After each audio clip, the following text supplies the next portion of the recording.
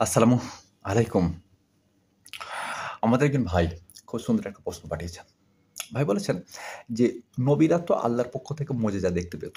বিভিন্ন নিদর্শন দেখতে পেত। তারা তো ওহী পেত। তো তাদের ঈমানটা আসলে কিরকম ঈমান ছিল? খুব সুন্দর প্রশ্ন। ভাই অবশ্যই আপনার প্রশ্নের উত্তর দেব। তার আগে ছোট মতো একটু ঘটনা বলে নিই। আমার জ্বর ছিল আপনারা জানেন। ফিলহাল জ্বরটা একটু কমেছে কিন্তু সর্দি আছে। এবং আমার গলার আওয়াজও হয়তো খানিকটা বদল টাইপের লাগছে। তো যাই হোক, ফিলহাল আমি ঘামছি। মানে আহ মারাত্মকভাবে ঘামছি। আর ঘামার আরেকটা কারণ হলো, আমি আমার ক্যামেরায় ভিডিও বানাচ্ছিলাম। তো ভালো কথা ভিডিও বানাচ্ছিলাম। ভিডিও বানানো আ সম্পূর্ণ হলো। আমি যখন ক্যামেরা চেক করতে গেলাম যে ভিডিওটা কেমন হয়েছে, যেরকম প্রতিদিন চেক করতে যাই আরকি। এটা আপনারা দেখতে পান না, কিন্তু পরদিন ভিডিও বানাবার পরে আমি ক্যামেরার ভিডিওটা চেক করতে যাই। আজকে ভিডিও বানানোর পর, মানে ভিডিও বানাবার পর ভিডিও যখন চেক করতে গেলাম, সে চ্যাট করে আওয়াজ হচ্ছে। মানে আ মাইকের যে ব্যাটারিটা ছিল, সেই ব্যাটারিটা সম্ভবত খারাপ হয়ে গেছিল। কিন্তু আমি যখন ভিডিও শুরু করেছিলাম, তখন আমি চেক করেই বসি। মানে ভিডিওর সাউন্ড কিরকম আছে এটা আমি চেক করে তারপর ভিডিও বানাতে বসি। তখন তো ভালো ছিল, কিন্তু ভিডিওটা বানালাম প্রায় ২৫-৩০ মিনিট ধরে। বানাবার পর দেখলাম ভিডিওটা সেই চ্যাট করে আওয়াজ হচ্ছে। মানে মাইকের ব্যাটারিতে সমস্যা হয়ে গেছিল। তো ক্যামেরায় আর ভিডিও বানাচ্ছি না। কারণ এত বড় ভিডিও আর বানানো সম্ভব হবে না। হাতে সময় একেবারেই কম। আজকে সানডে, আজকে রবিবার। আজকে আমার বোন আসবে আবার আমার কাছে বিকেল বেলায়। মানে সন্ধ্যার আশপাশে আরকি। তো সময় খুব অল্প। এখন ভিডিও এডিট করব, তারপর জিম করব, তারপর খাবো। আ বিশ্রামের আর কোনো সময় হবে না। আমার বোন তখন এসে যাবে। তো তাকে নিয়ে একটু এদিক সেদিক আ বেড়াতে যাবো আরকি। বিভিন্ন জায়গায় চা-টা খেতে যাবো, বিভিন্ন আ জায়গায় ঘুরতে যাবো।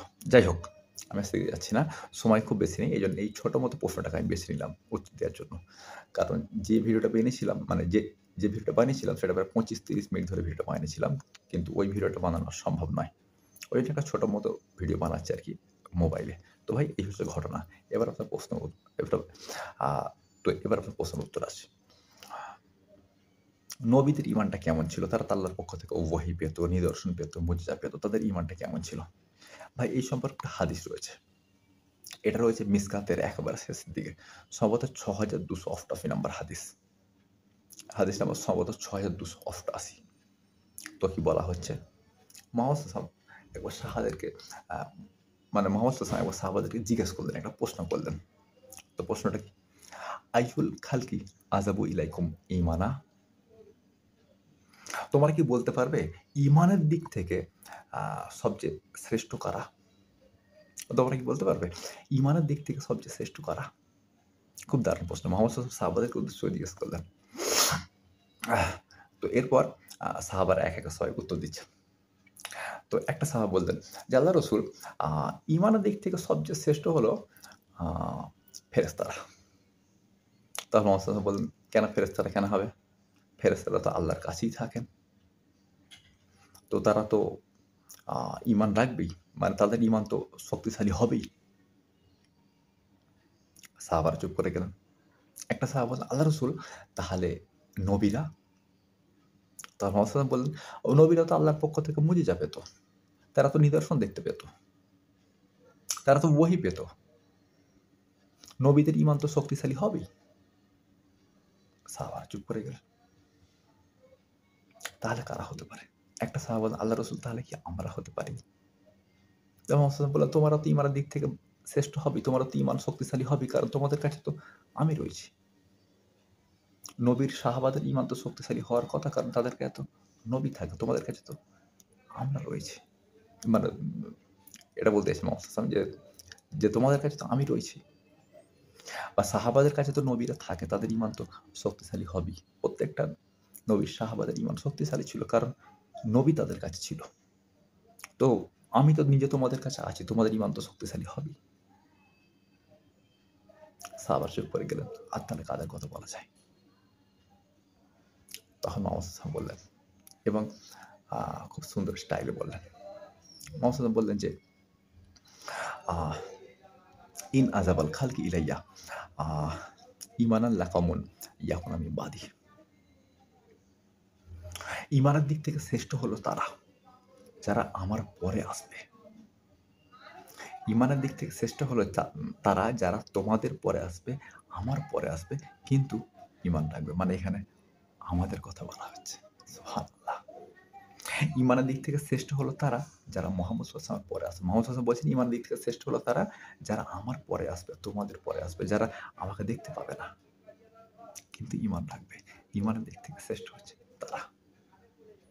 তো ভাই এটা খুব সুন্দর একটা হাদিস ছিল, যেটা আমি আপনাকে শোনাতে চাইছিলাম। আপনি প্রশ্ন করেছেন। আমি তো এত ছোট সাধারণত ভিডিও বানাইনি। তাই আমি আমার ক্যামেরায় এই প্রশ্নের উত্তর দিতে হয়তো পারতাম না। কারণ এত ছোট ভিডিও বানানো আমার দ্বারা সম্ভব নয়। তো মাঝে মধ্যে কিছু জিনিস হয় ভালোর জন্য হয়। আজকে আমার এই ভিডিওটা যদি খারাপ না হতো, মানে যে ভিডিওটা আমার নষ্ট হয়ে গেল, যদি এই ভিডিওটা খারাপ না হতো, তো আমি আপনার প্রশ্নের উত্তর দিতাম না। মানে এত ছোট প্রশ্নের উত্তর তো আমি দিতাম না। আমি প্রশ্নের উত্তর দিয়ে একটু যেন বড় হয় উত্তরটা।